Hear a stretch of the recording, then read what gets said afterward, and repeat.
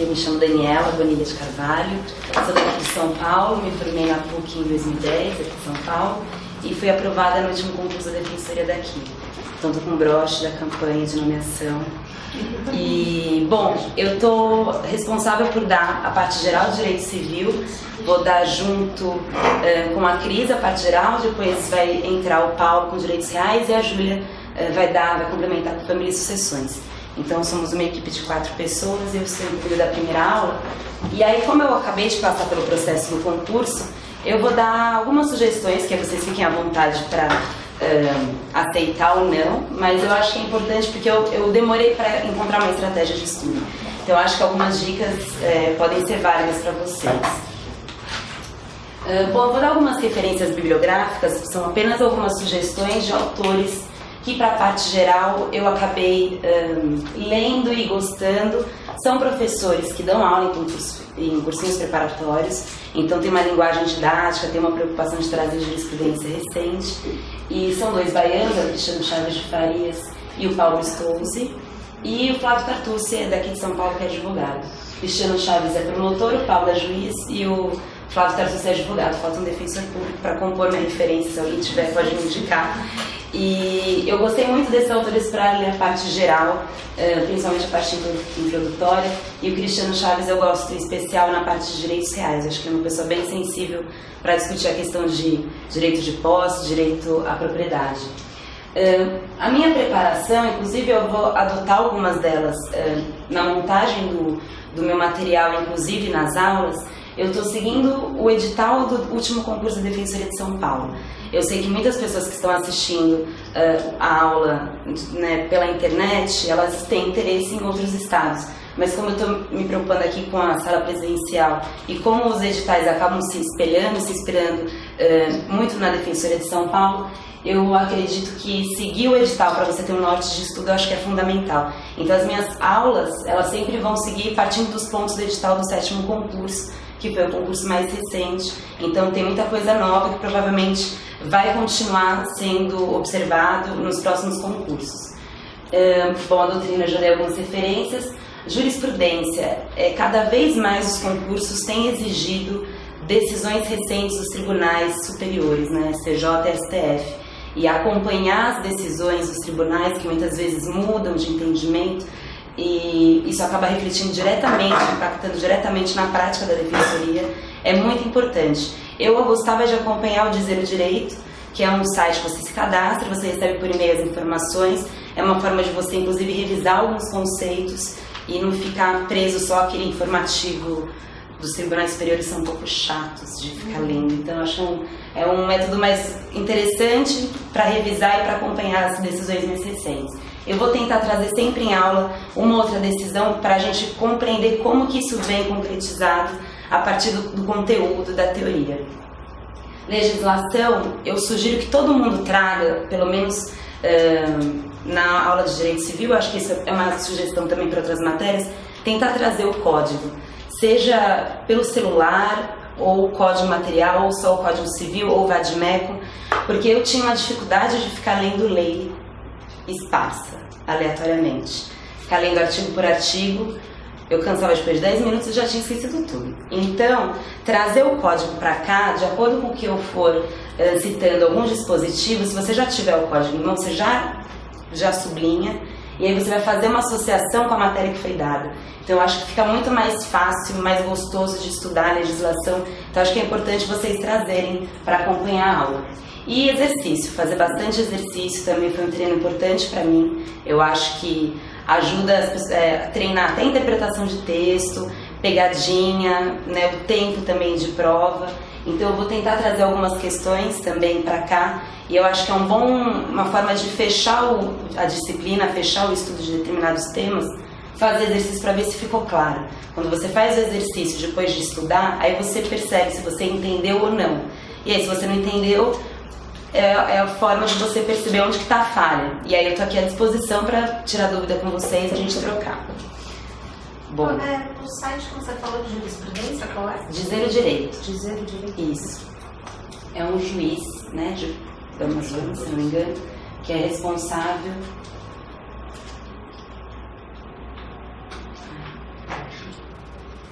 Bom, eu fiz um levantamento rapidinho com relação à prova da Defensoria de São Paulo, do último concurso. Fiz só o levantamento em relação à primeira fase. É mais para desmistificar alguns rumores que eu ouvia quando eu estava estudando.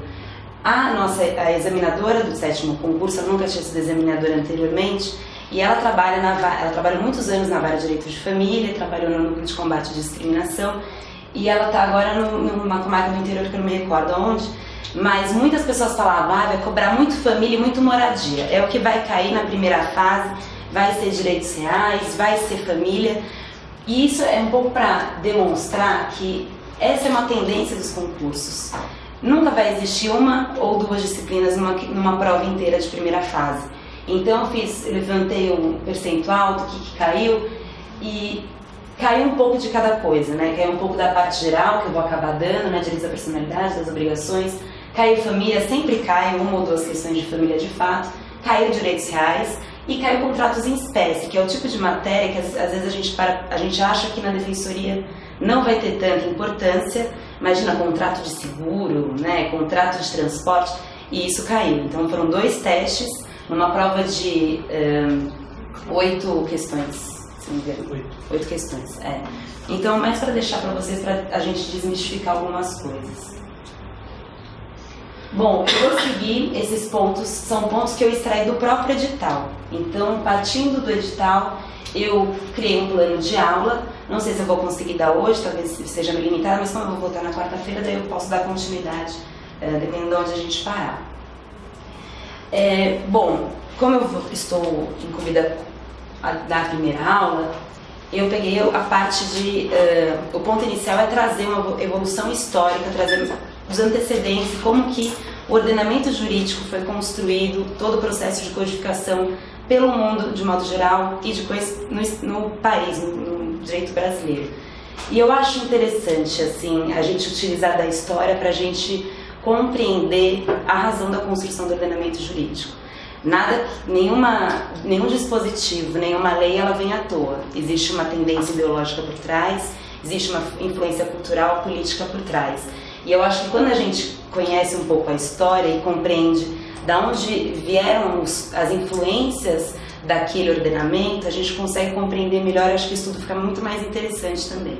E às vezes a gente não sabe exatamente no momento da prova reconhecer algum instituto ou definir muito bem o instituto. Se você conhece a história, você intuitivamente pode chegar a uma resposta, mesmo que você não tenha estudado profundamente um determinado instituto jurídico.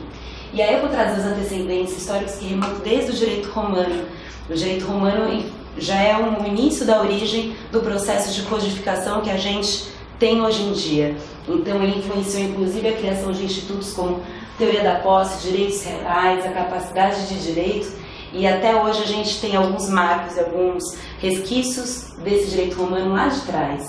E o interessante de verificar ao longo desse processo histórico, desde a época do direito romano, é que nessa época, inclusive por conta da própria estrutura política do momento, tudo que não era direito penal era direito civil.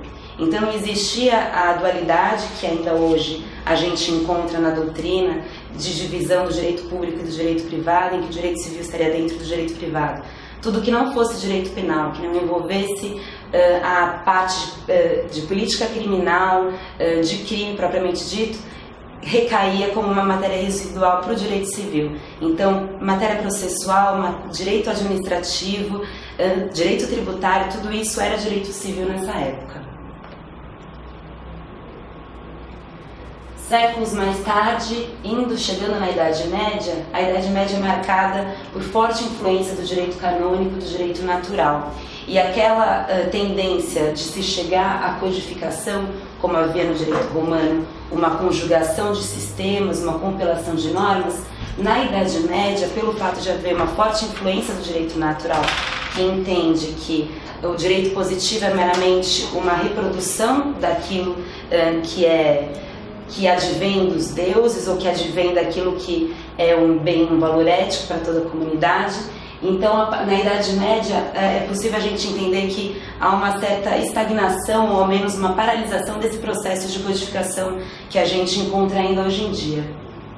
até que depois de alguns séculos, chegada na Idade Moderna, e muito por conta do surgimento das universidades, da redescoberta do direito romano e da necessidade da criação de diplomas unificados, que a gente tem de fato o berço da codificação do direito privado.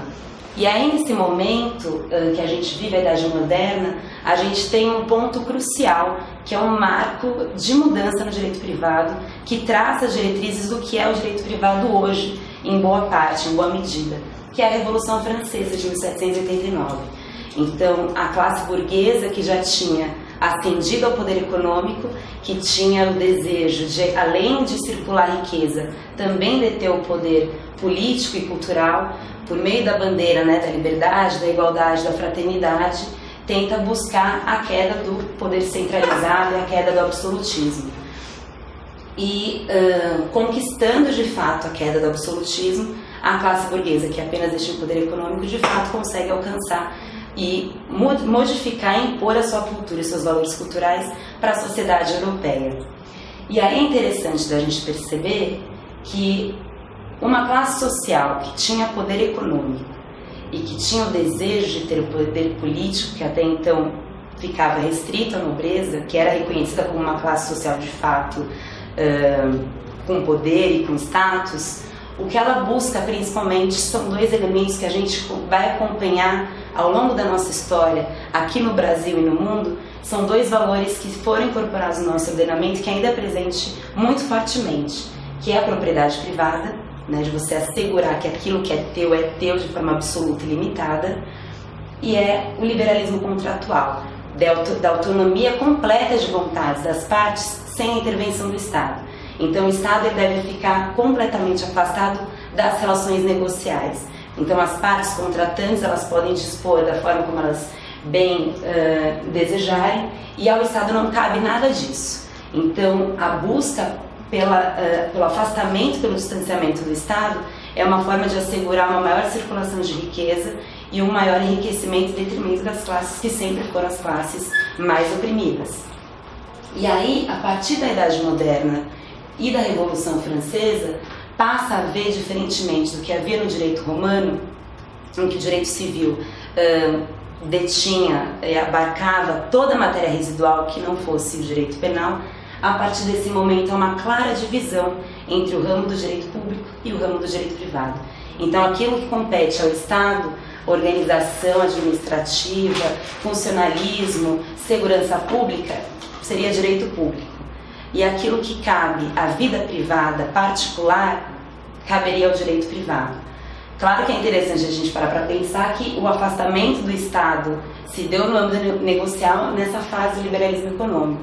Por outro lado, o Estado sempre estava presente e intervinha nas relações familiares, principalmente naquilo que dizia respeito à moral, aos bons costumes. O Estado regulava de uma forma, inclusive, muito assertiva, né? E aí, em 1804, alguns anos depois da Revolução Francesa, patrocinado pelos burgueses que tinham conquistado o poderio político e cultural, Napoleão Bonaparte promulga o primeiro código moderno, que é o Código Francês, que, por curiosidade, está vigente até hoje. É um código de 1804 e até hoje está vigente na França. Claro que com alterações, com retificações, adaptações, mas esse é o mesmo código que está presente ainda hoje em 2016 na França. E o Napoleão Bonaparte, sendo patrocinado pela classe burguesa, evidentemente que ele vai consagrar aqueles valores que eram mais relevantes para eles. E aí, a partir daí que existe essa consagração no ordenamento jurídico da propriedade privada e do liberalismo contratual mais do que nunca. E aí a gente consegue perceber que a gente também incorporou muito isso no nosso ordenamento jurídico, principalmente no Código de 16, que tem um espírito muito individualista, muito liberal, machista, sexista, patriarcal, né?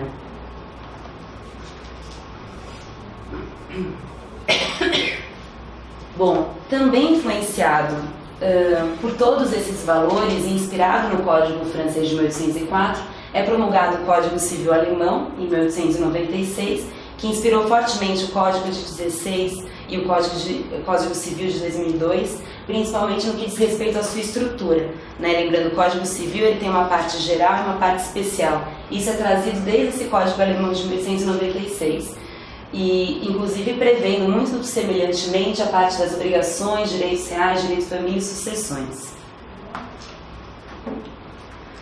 Bom, tudo isso, estou trazendo todo esse histórico para a gente chegar ao que hoje nós temos no nosso país e temos de modo geral pelo mundo, que é a codificação. A codificação nada mais é do que uma técnica normativa que edita uma nova norma para buscar disciplinar de forma sistematizada diversas relações, no caso do direito civil, do âmbito privado. O Código ele busca assegurar um sistema todo unitário, harmônico, que possa dispor de forma genérica e plena todas as relações.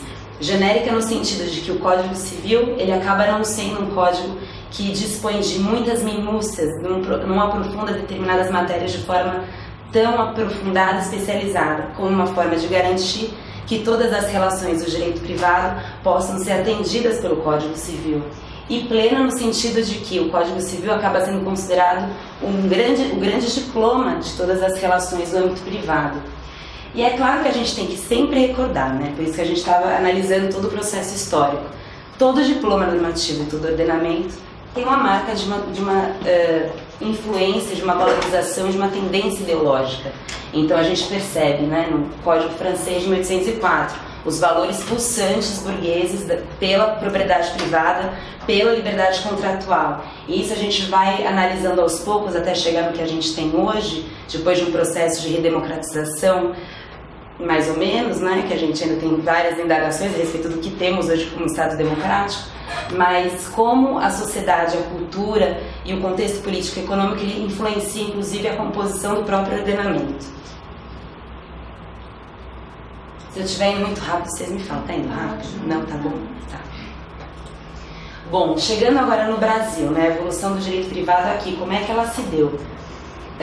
Bom, até a independência do Brasil, nós éramos um território, extensão da ordem jurídica portuguesa. Então, todas as normas que regulavam todas as esferas eram as ordenações portuguesas. Até que nós tivemos a nossa Constituição Imperial de 1824, que trazia um compromisso de que dentro de um ano haveria a promulgação de um Código Civil e de um Código Criminal, para inaugurar a ordem jurídica brasileira de fato.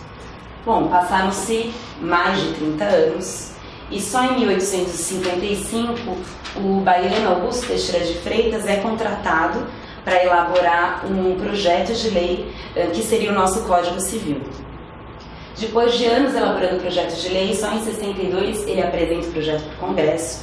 Só que o Teixeira de Freitas era uma pessoa tanto quanto irreverente e progressista para a época. Tanto era progressista que em 1862 ele fala sobre dissolução do casamento e sobre reconhecimento do nascituro, que é um debate que até hoje a gente tem no direito civil, né? Até desde quando que vale o direito daquela vida, a partir do nascimento, a partir da concepção e tal. Então é uma pessoa que acaba rompendo com todos aqueles, com muitos dos valores morais e acaba trazendo isso para o Congresso Nacional. Claramente foi rechaçado, ele foi considerado louco e foi interditado.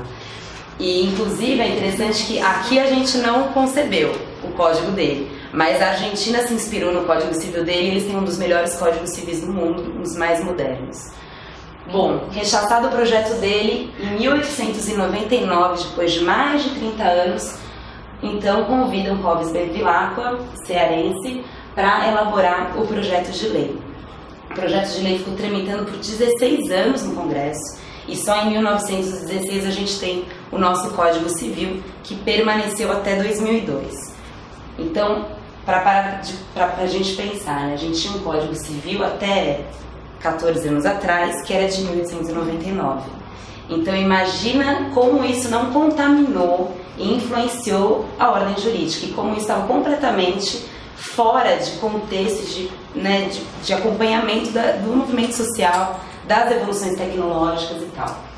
O Código Civil de 16 ele é fortemente inspirado no Código Napoleônico de 1804 da França, especialmente no que diz respeito aos valores burgueses.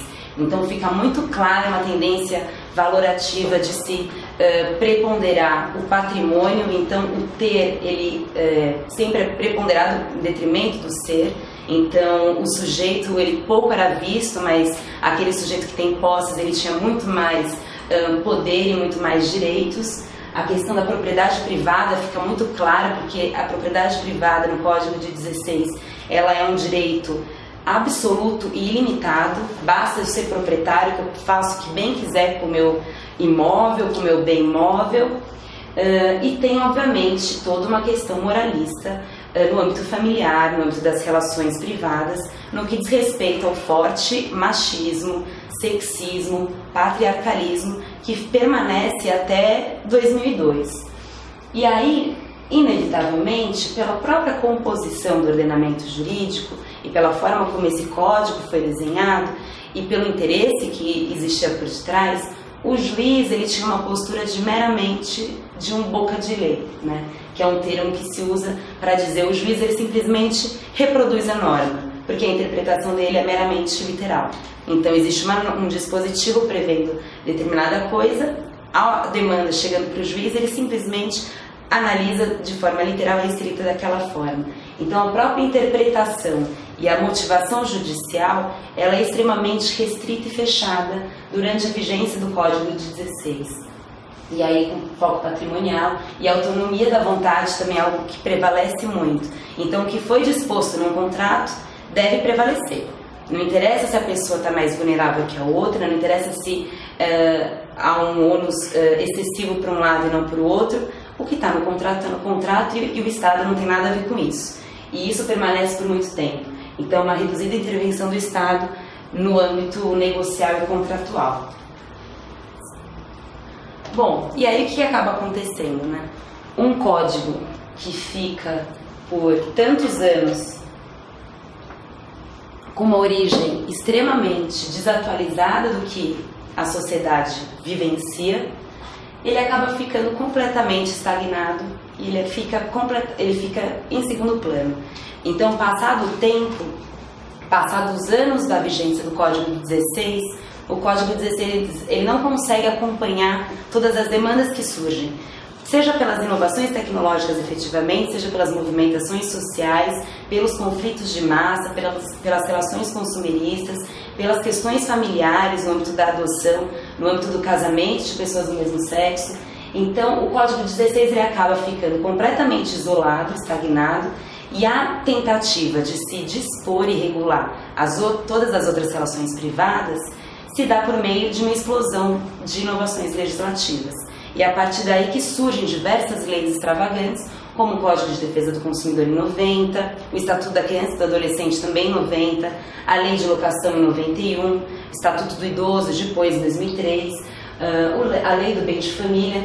Então a gente passa a ter um ordenamento que a princípio buscava preservar a codificação com o fundamento de que seria muito mais seguro juridicamente, ter um sistema unitário que regule e prevê tudo dentro de um único sistema efetivamente, e de repente você tem diversas leis fragmentadas, mas que acabam fazendo às vezes de um código ultrapassado. E aí surge na doutrina esse debate. Será que codificar é preciso? Será que garantir que todas as relações sejam dispostas e sejam reguladas por um código não vai significar uma estagnação, não vai significar a inviabilidade da gente evoluir juridicamente, desconstruir alguns institutos que já estão ultrapassados? Então todo esse debate ele passa a acontecer principalmente na década de 80. A gente tem ainda um contexto político-econômico de redemocratização após o regime ditatorial, com a promulgação da Constituição Federal de 88, mais do que nunca há um confronto entre o que prevê a Constituição e o que prevê o Código de 16. E aí a resposta à questão se codificar é preciso, ela acaba sendo respondida com a promulgação da Constituição Federal. A Constituição ela acaba reunificando o direito civil, de modo geral, todo o âmbito do direito privado. Acontece que todas as constituições anteriores à Constituição de 88, elas não dispunham nada a respeito do âmbito privado. Não se falava de contratos, não se falava de família, não se falava de propriedade. A Constituição Federal de 88, ela inaugura esse agasalhamento desses institutos. Então é a primeira vez que uma ordem constitucional no âmbito do Brasil acaba prevendo e se importando com essas relações que até então estavam no âmbito privado. Então, a partir daí, há a compreensão de que não interessa a gente ter uma divisão estanque entre ramo do direito público e ramo do direito privado, já que tudo tem que passar pela Constituição Federal, que passa a irradiar sobre todas as normas e diplomas normativos, e já que tudo está contemplado dentro da Constituição Federal, pouco importa se o direito civil está dentro do ramo do direito privado ou se ele não compõe o ramo do direito público.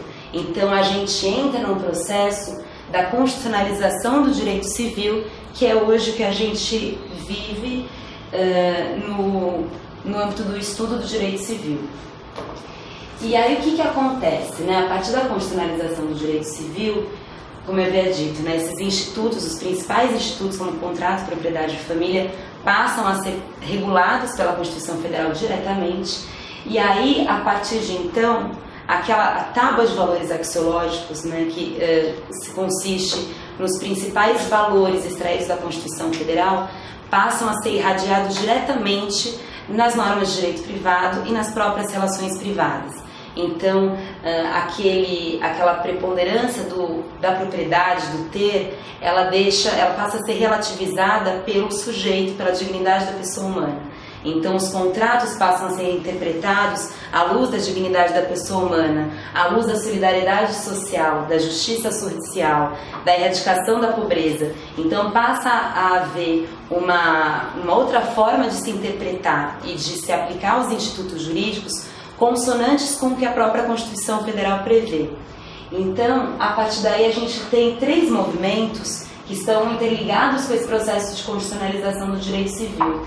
O termo constitucionalização consiste em interpretar os institutos do direito civil conforme a Constituição. Então, um exemplo que fica muito claro para mim é quando a gente para pensar na família, no Instituto de Família. Até então, no Código 16, você tinha uma desigualdade entre os cônjuges, né? O homem que detinha o poder econômico, que determinava e disciplinava a ordem familiar, e a mulher sempre subordinada ao seu marido. Você tinha desigualdade entre os filhos, comparados àqueles que tinham filiação por vínculo biológico e aqueles filiação em decorrência de adoção. Então havia diferença inclusive na divisão sucessória dos filhos.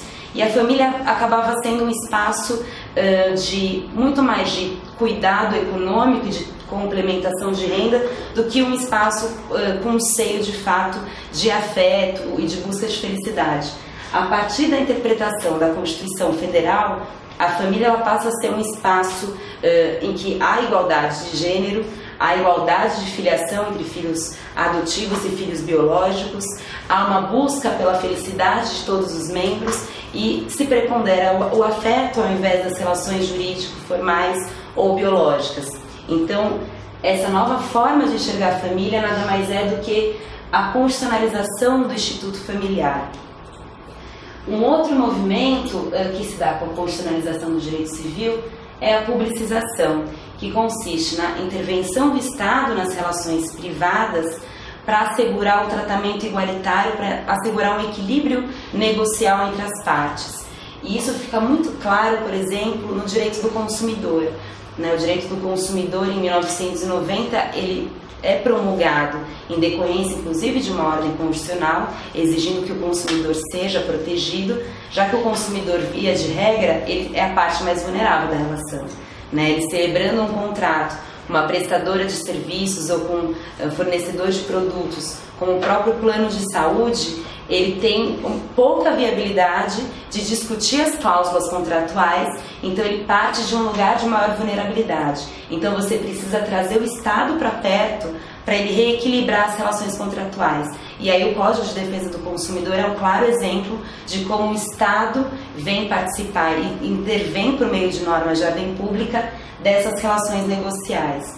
Um outro exemplo também trazido pela doutrina consiste na criação de agências reguladoras, como por exemplo a ANS, que regula e controla os planos de saúde. Então, mesmo que o plano de saúde esteja no âmbito privado, exatamente por dispor do direito ao consumidor, cabe a essa agência controlar, fiscalizar e limitar a atuação desses planos de saúde. Então, esse é um outro exemplo de publicização. E, por fim, a repersonalização, que nada mais é do que trazer o sujeito com dignidade para o centro da interpretação e de todas as formas de disposição da ordem jurídica. Então, a partir da dignidade da pessoa humana, há uma preponderância do homem, da mulher, enquanto sujeitos, em detrimento do bem e da propriedade.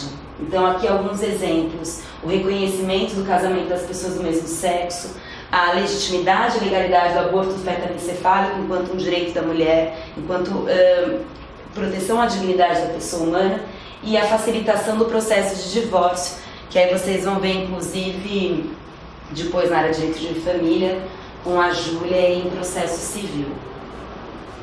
E aqui é uma imagem que até o Flávio Tartucci que usa essa imagem lúdica, meio infantil, mas para deixar bem claro, né, como que a mudança, a partir da constitucionalização de direito civil, como até então o código que era considerado, entre aspas, né, a constituição do direito privado, ele passa a ficar em segundo plano e ele passa a ficar subordinado e submetido a todas as normas, garantias e princípios constitucionais.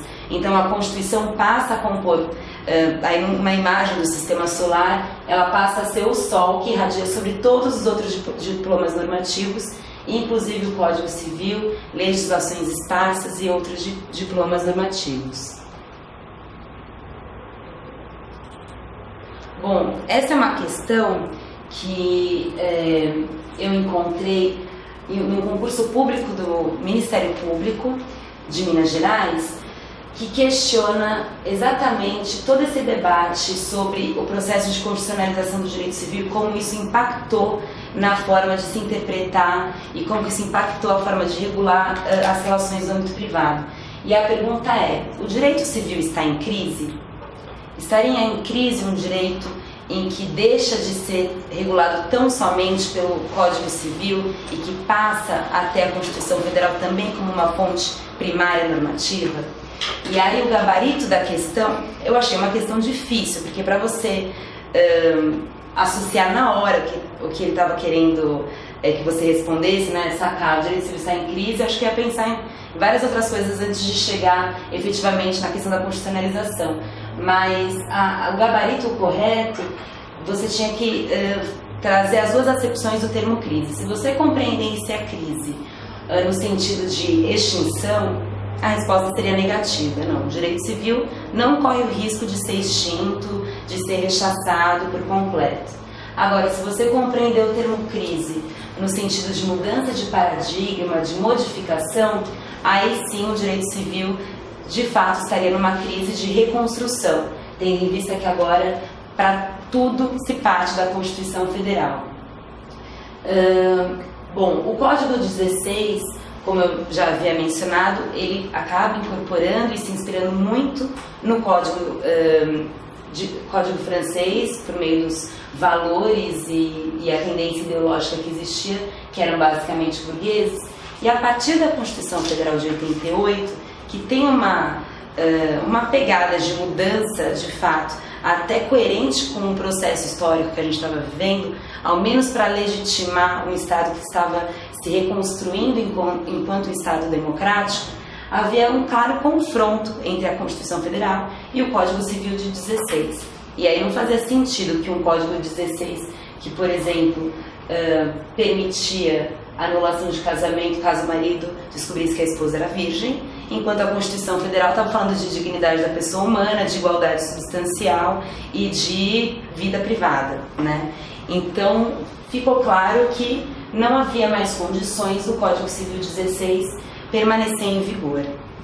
Então, dessa forma, iniciaram-se os debates, a discussão sobre a promulgação de um novo código que passasse a ter no próprio corpo uma coerência com a Constituição Federal e com os valores consagrados por ela, e o Código Civil de 2002 busca adequar as relações privadas a toda essa mudança, buscando sempre fazer com que o Código Civil deixe de ser uma ordem jurídica de segundo plano, que não consegue acompanhar todas as evoluções e todo o movimento social, e tentou trazer um Código Civil de 2002 muito mais aberto e poroso, que busca acompanhar todas as mudanças. E aí, logo na exposição de motivos do projeto do Código Civil, há de forma didática, acho que até vale a pena vocês lerem rapidinho a exposição de motivos. Em alguns códigos civis vocês conseguem encontrar no Vadimécum, que eles explicam de forma... há uma explicação até um pouco didática de quais são os princípios norteadores de interpretação do Código Civil que se busca extrair com o novo Código Civil. Talvez seja interessante. De qualquer forma, estou buscando já sintetizar para vocês o que está escrito lá para facilitar. Bom, o primeiro princípio informativo do Código Civil de 2002 é a socialidade, que está diretamente vinculada à função social. Então, significa extrair de todos os institutos do âmbito do direito privado, institutos jurídicos, uma função social. Isso está muito relacionado com os valores e com os objetivos da Constituição Federal em erradicar a pobreza, em se buscar uma justiça social, de se implementar no seio da comunidade a solidariedade social. Então, há a prevalência aqui de se buscar o social e o coletivo como um todo, algo que seja do comum para toda a sociedade, do bem comum para a sociedade, em detrimento daquele individualismo e liberalismo restrito do Código Civil de 16. E essa função social, ela passa a ser presente, se busca interpretar todos os institutos jurídicos, em especial aqueles que são os institutos jurídicos mais consagrados do direito civil, que é a família, a propriedade e os contratos. E aí, a função social da propriedade é onde a gente acaba ouvindo mais, né, nos estudos. Quando a gente pensa em função social, pelo menos eu vou direto na função social da propriedade, porque também foi consagrada já no artigo 5º da Constituição Federal. Então, há expressamente nos incisos 22 e 23 a questão da função social da propriedade, que nada mais é do que limitar o exercício do direito do titular, do domínio, do proprietário. Ou seja, muda o paradigma. Antes, o proprietário ele tinha o direito absoluto, ele poderia dispor ou não dispor e quedar inerte, e ele poderia fazer o que ele bem quiser, abandonar, queimar, deixar de pagar, deixar de manter o seu bem. A partir do momento que você tem a função social da propriedade, inclusive aquele que é proprietário também está submetido a regras, está submetido a limites, inclusive sob pena de perder eventualmente seu imóvel. Então, a função social da propriedade já estava prevista na Constituição Federal, no artigo 5º, no artigo 170 traz como um dos princípios da ordem econômica, e já vinha também no Estatuto da Cidade, que é um diploma de 2001, ele consiste numa norma de ordem pública que regula o direito urbanístico e o direito à cidade. E aí fica claro, todos esses dispositivos já estavam consagrados quando o Código 16 estava em vigor. Então, durante todo esse período, o Código 16 estava completamente desatualizado do que consagrava a Constituição e o Estatuto da Cidade. Então, a partir do Código Civil de 2002, isso fica claro, fica expresso, e existem vários dispositivos em que há a previsão dessa função social. Ainda há a função social do contrato, que está previsto expressamente no artigo 421 do Código, que inclusive é considerada uma norma de ordem pública, cogente, com efeitos inter e ultrapartes. Aí eu até separei aqui, para a gente ler junto o Código, do artigo 421, prevê: a liberdade de contratar será exercida em razão e nos limites da função social do contrato. Então, mesmo no âmbito negocial, contratual, há uma mitigação da autonomia privada em decorrência da função social do contrato. E aí, mais um exemplo que é muito presente em concursos públicos, que é a indagação. O ordenamento jurídico, ele contemplou também a função social da posse? Vocês acham que sim? Não, de fato contemplou, né? E para a Defensoria Pública, mais do que nunca, esse tem que ser o entendimento da pessoa que está prestando o concurso e que compõe o sistema de justiça. A função social da posse não está prevista expressamente dessa forma no Código Civil, né? A posse deve ter uma função social.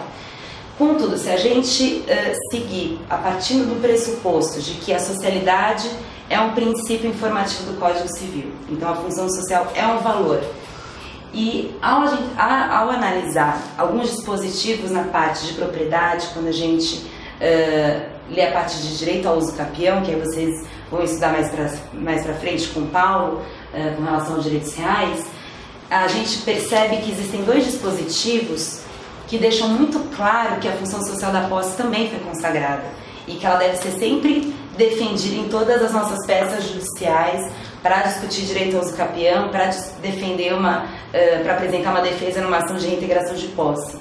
Quando você exerce sua posse de um imóvel para destinar para sua moradia de sua família ou para exercer o seu trabalho, isso significa que você está exercendo a melhor das posses possíveis.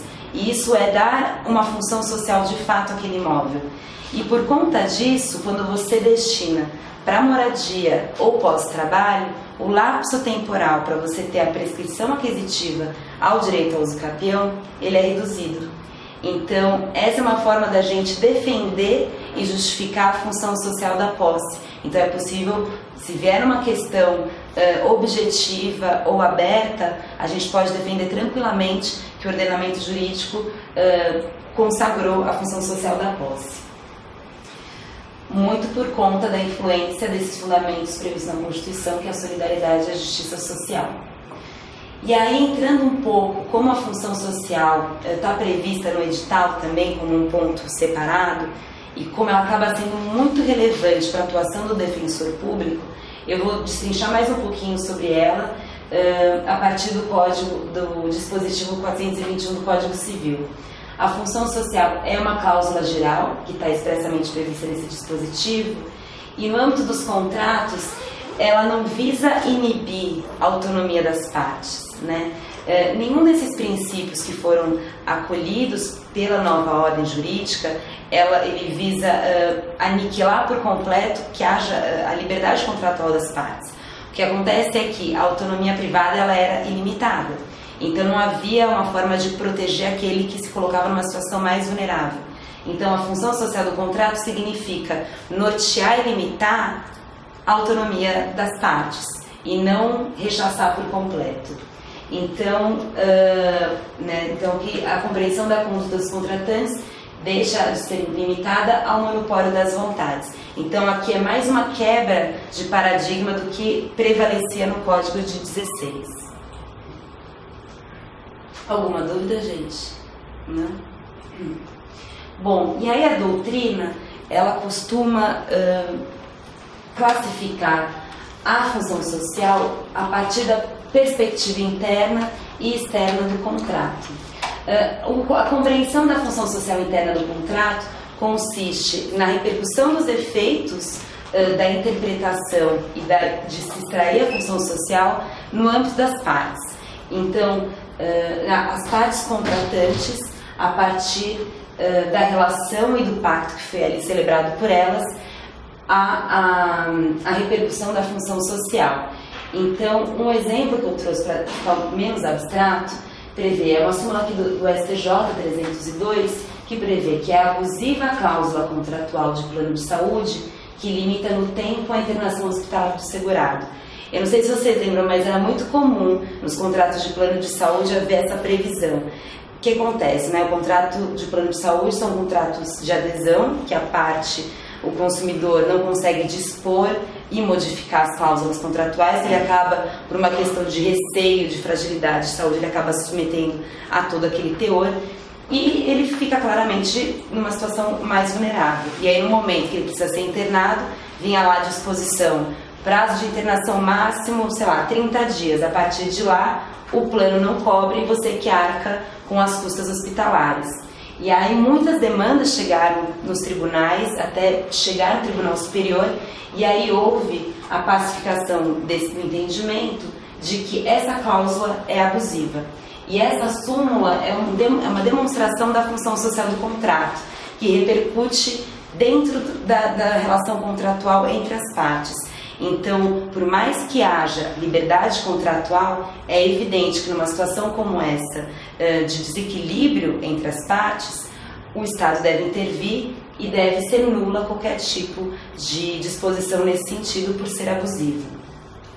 Já no que diz respeito à função social externa do contrato, consiste em como aquele contrato e as eficácias a partir da norma criada por meio daquela relação contratual, ela pode repercutir fora, para além das partes. Então ela transcende as partes e atinge a comunidade como um todo. E aí um exemplo como um todo ou repercute perante terceiros, né? Nesse caso dessa súmula 308 da STJ, a previsão é a hipoteca firmada entre a construtora e o agente financeiro, anterior ou posterior à celebração de promessas de compra e venda, não tem eficácia perante os adquirentes do imóvel. Essa súmula ela é muito aplicada principalmente em casos de construtora de prédios residenciais, por exemplo, né? Então você vai lá, vai na construtora, adquire a sua unidade na planta e vai pagando diversas parcelas ao longo dos anos, enquanto o prédio vai crescendo. Como a construtora muitas vezes ela não dispõe financeiramente de um montante suficiente para a construção do prédio, não tem material, não tem como custear aquela mão de obra, ela acaba fazendo um financiamento, contraindo financiamento com a gente, com um banco, por exemplo. E aí, dessa forma, a garantia que ela acaba oferecendo é o próprio imóvel que será construído. E aí, as pessoas que adquirem as unidades residenciais ou comerciais, elas acabam ficando vulneráveis quando aquela construtora deixava de repassar o valor para a gente, para o banco ou para outra agência financeira. Então, o objetivo da súmula foi assegurar que, independentemente do momento em que é celebrado o compromisso de compra e venda entre o particular e a construtora, a suposta hipoteca ela não pode atingir aquele que é terceiro de boa-fé e que está adimplindo com a sua obrigação. Então, essa é uma demonstração da função social externa que repercute para além do contrato. E aqui eu trouxe um caso, foi julgado pela ministra Nancy Andrighi no final de 2011, em que ela aplica a função social de um contrato de seguro. Isso também teve uma forte mudança e debate na jurisprudência, que hoje não posso dizer que está completamente pacificado, porque nada é pacificado nesse mundo, mas já existe um entendimento majoritário nesse sentido, que é o seguinte: você contrata um seguro, você tem um veículo, contrata o seguro por danos do seu veículo.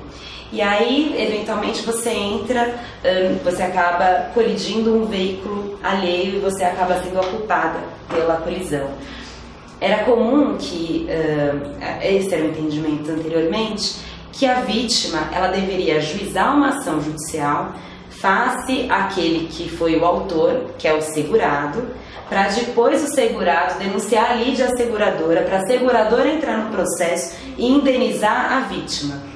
Nesse processo todo, aquele que teve o veículo colidido já pagou, já ficou sem trabalhar, já deixou o carro na oficina, e é isso. E aí o processo vai terminar sei lá quando. Então, inclusive por conta do princípio da função social dos contratos, passou a haver uma mudança de entendimento no sentido de proteger aquele que foi vítima da colisão. Então, ele pode, vítima, com o carro colidido, ele pode demandar diretamente a seguradora para ela já ressarci-lo, sem precisar passar por todo esse trâmite. E aí, ela alega isso, eu deixei aqui o número para vocês depois lerem com calma. Eu acho que os julgados que forem trazer, acho que alguns valem a pena vocês lerem, porque muitos deles são didáticos. Então, nessa decisão, ela fala sobre a função social do contrato. Então, já vou mandar um slide para o site, vocês não precisam ficar preocupados em anotar tudo agora, mas acho legal dar uma lida, até porque a Nancy Hendricks tem alguns julgados bem interessantes, que ela gosta de trazer alguns princípios, traz muita Constituição para aplicar no âmbito do direito privado. E aí, ela, fundamentando na função social da propriedade, ela justifica esse acesso, essa demanda judicial diretamente à seguradora.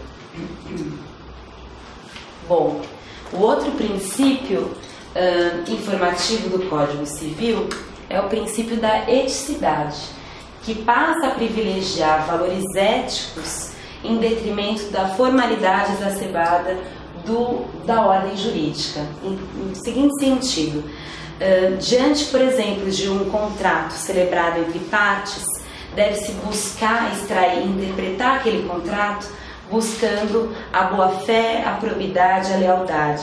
Então, muitas vezes, alguns termos contratuais possuem alguma lacuna, alguma antinomia, uma obscuridade.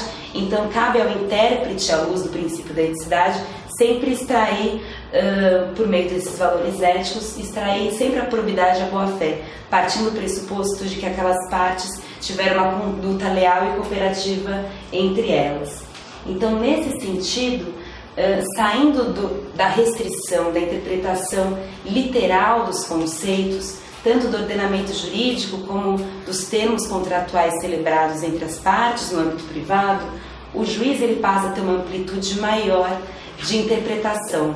Então, aquele juiz do Código de 16, que era o mera boca de lei, que simplesmente reproduzia a norma literal, ele passa a ser de fato um intérprete e um criador da norma jurídica a partir de muitos dos conceitos que são indeterminados ou são abertos, para que ele possa aplicar a melhor norma àquele caso concreto.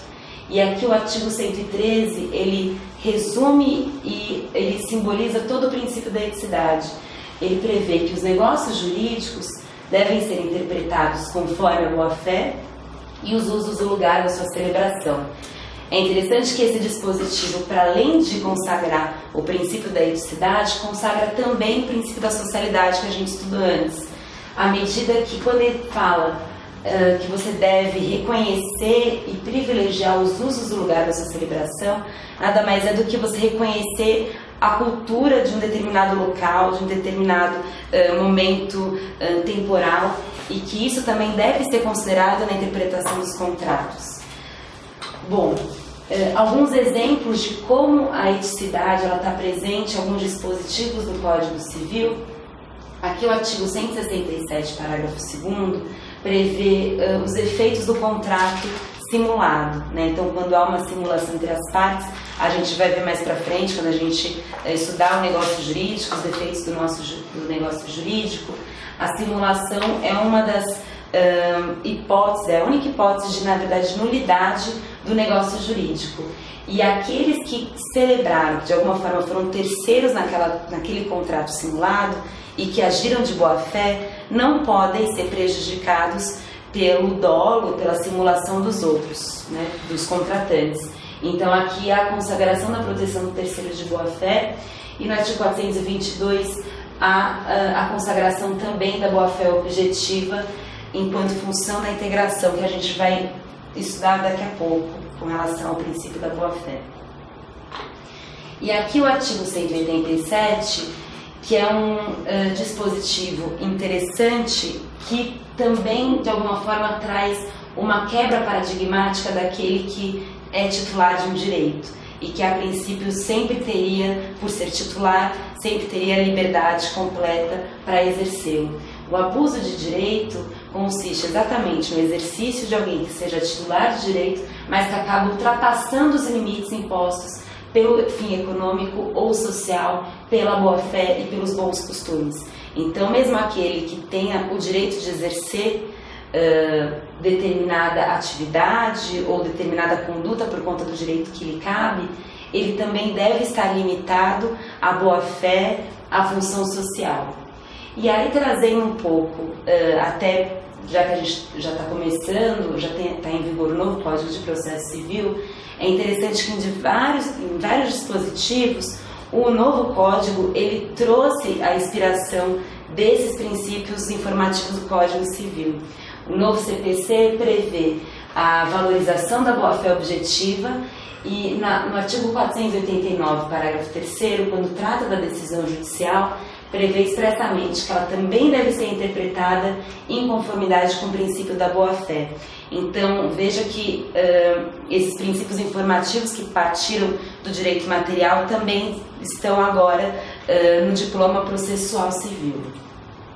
E aí, por fim, o terceiro princípio previsto na exposição de motivos, o da operabilidade, ele busca facilitar a compreensão e a aplicação do direito privado, tanto pela compreensão de quem é leigo e de quem não é ator do sistema de justiça, como o próprio aplicador do direito, intérprete do direito. Então, a operabilidade a gente pode usar como sinônimo a simplicidade.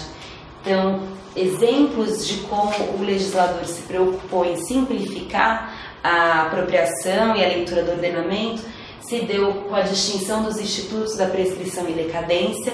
Então, antes do advento do Código Civil de 2002, para quem estudou antes do Código, estudava pelo Código 16, havia uma dificuldade de compreender a diferença dos institutos de decadência e prescrição.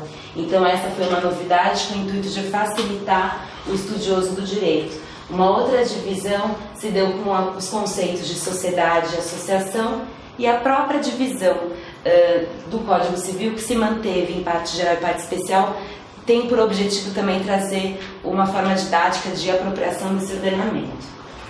E a outra face do princípio da operabilidade, para além da questão da simplificação, tem por intuito assegurar que esse seja um ordenamento mais efetivo, mais concreto, e ele traz, por meio de técnicas legislativas como as cláusulas gerais, ele assegura que a operabilidade, que a simplicidade também seja uma forma de tornar o ordenamento jurídico muito mais efetivo e que acompanhe os movimentos sociais, movimentos no sentido de evolução social, à medida que as inovações vão acontecendo.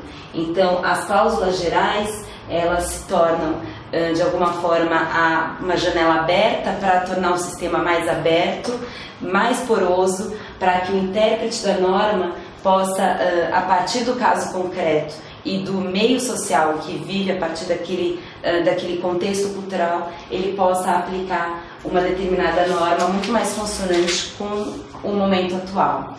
E as cláusulas gerais, elas são frequentemente requisitadas em concurso público.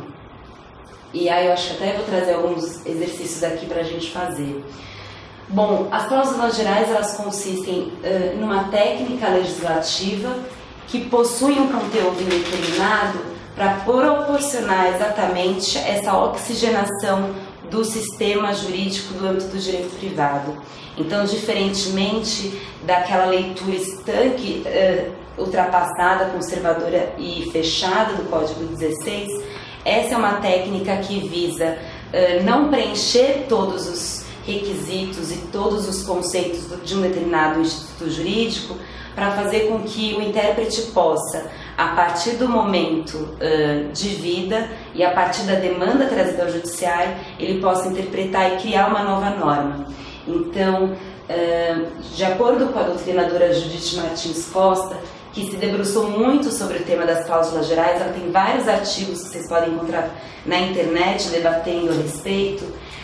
As cláusulas gerais seriam janelas abertas, deixadas pelo legislador para preenchimento pelo aplicador do direito caso a caso. E isso acaba conferindo uma maior longevidade dos dispositivos legais. A partir do momento que você não fecha os conceitos, não limita as suas definições, isso torna muito mais fácil para o intérprete se apropriar daquele dispositivo e aplicar aquele dispositivo para diversas circunstâncias. E aí, boa parte da doutrina entende que esse processo de interpretação e de criação do direito a partir da técnica legislativa da cláusula geral consiste em um processo democrático, à medida que não cabe apenas ao juiz aplicar e criar a norma e inovar o ordenamento jurídico, mas todos os atores do sistema de justiça participam desse processo de construção. E aí, a partir da doutrina, a partir da jurisprudência, a gente concebe uma nova ordem jurídica a partir dessas interpretações esparsas por todos esses atores da justiça. A gente tem alguns exemplos de cláusulas gerais nos artigos 421, 422. No entanto, mas parte da doutrina, aqui é um texto que eu vou deixar, vocês vão receber os slides, para vocês verem então, para não ficar lendo aqui, que fica chato. Mas uma parte da doutrina, inicialmente, logo que as cláusulas gerais foram contempladas pelo Código Civil de 2002, passou a questionar se essa seria uma técnica legislativa que poderia, de alguma forma, fomentar a discricionariedade do juiz, tornando os juízes legisladores ou até juízes ditadores. Então, à medida que você tem um conceito aberto, indeterminado, e o juiz se apropriando a partir de um caso concreto, ele, com toda a sua discricionariedade, poderia, a partir da sua leitura de mundo, da sua cultura, de posicionamento político, classe social, etc., ele poderia adotar determinada norma ou não, e a depender do caso concreto, ele poderia ser de fato discricionário. Então, essa era uma preocupação de parte da doutrina no início da incorporação das cláusulas gerais. No entanto, a outra parte da doutrina que faz o contraponto a essa preocupação de discricionariedade judicial traz inclusive o novo Código de Processo Civil como uma forma de obstar eventuais discricionariedades, à medida que no artigo 11 do novo Código, já reproduzindo inclusive uma regra que já está prevista na Constituição Federal, há a exigência de que todos os julgamentos do Poder Judiciário devem ser públicos e fundamentadas as suas decisões. E agora houve a inovação pelo artigo 489, que prevê todas as hipóteses de decisões não fundamentadas. Então, se havia até então uma preocupação de que as cláusulas gerais poderiam dar margem à discricionariedade judicial, por outro lado, agora você teria um maior controle da atuação jurisdicional à medida que existem vários requisitos para que aquela decisão seja fundamentada. No meu ponto de vista, tendo cláusula geral ou não cláusula geral, a gente está a margem aberta para haver discricionariedade judicial, né? Até porque, por mais que haja supostamente a imparcialidade de um juiz, o juiz ele é um sujeito que está no mundo, que tem um posicionamento político, que tem uma experiência, uma vida cultural, que vai ter, obviamente, dentro do seu ponto de vista decisório, é inevitável que isso não acabe, isso não contamine. Então, a cláusula geral, a princípio, não vai causar uma maior margem de discricionariedade. A discricionariedade ela já existe, independente da técnica adotada, né? Bom, aí a outra preocupação e a outra crítica trazida pela doutrina consiste na insegurança jurídica que as cláusulas gerais poderiam trazer. Muito em decorrência dessa ampla discricionariedade judicial, diante de um posicionamento jurisdicional em que tem um posicionamento que pouco releva a norma e a cláusula geral como uma técnica legislativa possível de ser preenchida com valores axiológicos da Constituição, isso poderia causar uma insegurança jurídica à medida que a gente não teria dispositivos tão fechados, tão definidos. Então a sociedade poderia de alguma forma ficar insegura no seguinte sentido: bom, a norma é aberta, para minha demanda o juiz compreendeu de uma forma, para a demanda de uma pessoa conhecida o juiz acabou acolhendo e adotando uma outra estratégia. Então essa era uma crítica também muito presente. E que aí, por outro lado, tem por contraponto o argumento de que, a partir da lógica da constitucionalização do direito civil, ainda que a gente tenha a possibilidade de ter uma margem discricionária, é imprescindível que toda interpretação do ramo do direito privado passe pela interpretação da Constituição Federal. Então, a partir da constitucionalização do direito civil, que parte inspirado nos valores axiológicos da dignidade humana, da solidariedade social, da igualdade e todos os outros, o direito privado ele acaba se submetendo a todos esses valores. Então, ainda que houvesse uma insegurança, a interpretação da norma por meio da técnica legislativa da cláusula geral, ela acaba sendo inclusive uma porta de entrada para a constitucionalização do direito civil, à medida que o preenchimento daquela definição legal, ela pode se dar a partir dessa interpretação. Então, eu trouxe essas críticas, esses contrapontos, que podem eventualmente ser objeto de pergunta no concurso. Claro que isso num teste não vai exigir de vocês um posicionamento a respeito, mas como é algo que ainda está muito em discussão, eu acho que vale a pena aprofundar e procurar alguns artigos que eu também posso mandar para vocês a respeito das cláusulas gerais. Mas hoje, grande parte da doutrina dos civilistas entendem que a cláusula geral de fato é uma técnica legislativa que avançou o estudo do direito civil, tornou o sistema muito mais aberto, com muito mais possibilidade de acompanhar todas as inovações. Então, de modo geral, é algo que é defendido pelos civilistas mais progressistas mesmo. E aí, eu trouxe 3 questões para vocês, para a gente fechar o tema. Eu acho que eu vou fazer uma só, para dar continuidade, porque já são 10h30, né? Para não terminar muito tarde, a gente ficar só mais 10 minutos.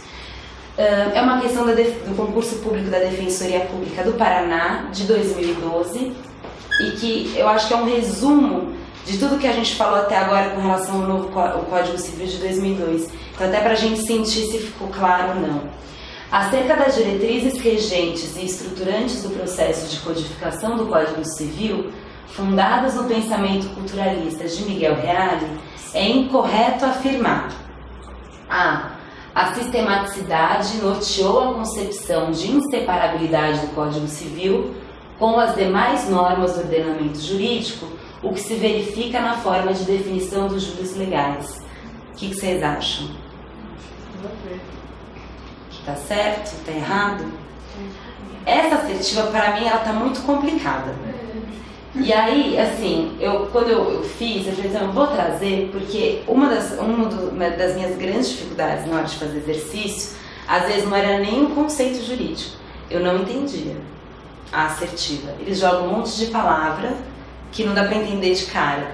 O que está querendo dizer é que, por essa nova lógica de sistematicidade, pensando num sistema unitário que dialoga com outras fontes, com o microsistema jurídico, o Código Civil ele não fica separado dos outros ramos. E há um diálogo permanente com outros ramos. Ou seja, está certo por essa nova lógica, né? A linha B. A operabilidade determinou a adoção de soluções normativas para a facilitação da interpretação, aplicação e adaptação do direito, o que se verifica na adoção das normas abertas como técnica legislativa. Certo. C. A socialidade implicou na funcionalização dos modelos jurídicos, fazendo prevalecer os valores coletivos sobre os individuais, sem que sejam desconsiderados os valores inerentes à pessoa, o que se verifica na previsão do Instituto do Abuso de Direito. Certo? D. A eticidade provocou a opção antropocêntrica da codificação civil, implicando na prevalência de critérios éticos sobre os de natureza formal, o que se verifica nos institutos da lesão e do estado de perigo. Certo? Dúvidas? Certo? Lembrando, a ética, a eticidade, ela busca privilegiar os valores éticos em detrimento dos formalismos exacerbados, e aqui buscando, obviamente, a opção antropocêntrica no sentido, né, de que o ser humano ele está no centro da interpretação pela busca da dignidade humana. E aqui os institutos de lesão e de estado de perigo, não sei se vocês lembram, são causas de defeito do negócio jurídico, são causas de invalidade do negócio jurídico. O instituto da lesão consiste naquele quando a pessoa não tem uma informação, não tem informação suficiente, ou está numa situação de necessidade tal que ela acaba se submetendo a uma situação de onerosidade excessiva, e o estado de perigo quando a própria pessoa está em risco de vida ou algum familiar, então ela acaba também se submetendo a uma situação de vulnerabilidade. Então essa resposta também está certa. E por fim, aqui resta a linha D, a igualdade formal determinou o tratamento igualitário dos sujeitos de direitos e o afastamento de regimes tutelares, o que se verifica no afastamento de um regime de proteção dos incapazes presentes na anterior codificação civil. Aqui a gente tem dois erros. Primeiro, não houve o afastamento, não houve o fim do regime de proteção dos incapazes, porque ainda hoje no Código Civil, mesmo com o Estatuto da Pessoa com Deficiência, e é de 2012, então não tinha nem Estatuto da Pessoa com Deficiência na época, mas ainda com o Estatuto da Pessoa com Deficiência, logo no começo do Código Civil tem aquele artigo 3º e 4º que previam as pessoas absolutamente incapazes, relativamente incapazes. Então, por exemplo, aquele sujeito menor de 18 anos, ele ainda é considerado uma pessoa vulnerável pela sua formação, desenvolvimento psicológico, biológico, e isso não foi rechaçado pelo novo Código Civil. Ainda existe essa preocupação com alguns sujeitos que estão numa vulnerabilidade maior. E a igualdade seria, portanto, substancial, já que você tem um tratamento desigual para pessoas em situação desigual por diversas razões. Então, a linha E está errada. Eu acho que vou passar mais um exercício para iniciar um tema novo e quebrar, né? Porque daí fica pior para estudar. Aí depois tem mais uma questão que vocês podem fazer em casa. Essa questão também é do Defensoria do Paraná. Aliás, a prova do Paraná é uma prova muito parecida com a prova de São Paulo. Eles têm uma mesma pegada, assim, de tentar, por exemplo, a parte filosófica, a parte mais aprofundada. Na parte de direito civil é muito comum cair essa parte de evolução histórica ou a parte principiológica, ter um posicionamento mais crítico desde a primeira fase. Então foi até uma coincidência as duas questões serem do Paraná por conta dessa semelhança com a prova de São Paulo. Ainda com relação à técnica legislativa da cláusula geral. A técnica legislativa moderna se caracteriza pela presença de conceitos jurídicos indeterminados e cláusulas gerais, que dão mobilidade ao sistema. Todavia, a codificação do direito civil exige também o trato da casuística, sob pena de se incorrer em um vazio normativo específico para determinadas situações. Em relação ao Código Civil de 2002, assinale a alternativa incorreta. A linha A. O Código de 2002 contém várias cláusulas gerais, das quais são exemplos a função social do contrato, a boa-fé objetiva e a probidade que deve reger os contratantes, e a função social da propriedade e a ordem pública. Tá correto? Tá correto. Não é? B. Os conceitos jurídicos indeterminados não estão indicados na lei, decorrendo apenas de valores éticos, morais, sociais, econômicos e jurídicos.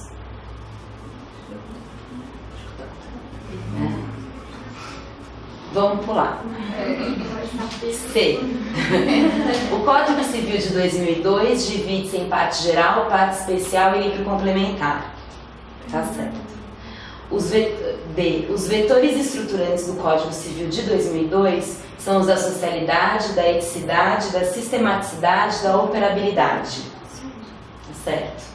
E. O legislador brasileiro de 2002, ao optar pela grande codificação, unificou o direito das obrigações, bem como revogou totalmente o Código de 16 e parcialmente o Código Comercial. Tá certo. Então aqui sobra a B. Qual que é o erro da B? Os conceitos jurídicos indeterminados, eles também decorrem de valores éticos, morais, sociais, econômicos e jurídicos. No entanto, existem vários conceitos jurídicos indeterminados previstos no ordenamento. Então, aquela coisa que falam de apenas, somente, normalmente você pode excluir, não é sempre, né? Mas você sempre fica com uma pulga atrás da orelha, né? Porque você está sendo muito excludente. Então, a linha incorreta é a B. Só vou adiantar para vocês, a próxima aula, que vai ser amanhã, quem vai dar vai ser a Cris. Ela vai dar 2 aulas, ela vai entrar em direitos da pessoa e direitos da personalidade, né? A princípio, eu permaneceria nessa parte mais principiológica e eu terminaria com o princípio da boa-fé objetiva, que é também um tema que cai bastante em concurso. Então, na próxima aula, eu continuo essa parte da base filosófica do Código Civil de 2002, que é rapidinho, termino o princípio da boa-fé objetiva, aí eu vou falar de grupos vulneráveis no direito privado e a lei de introdução às normas de direito brasileiro, que é a parte mais chata, mas vai ser rapidinho, indolor, tá bom? Boa noite, gente. Obrigada.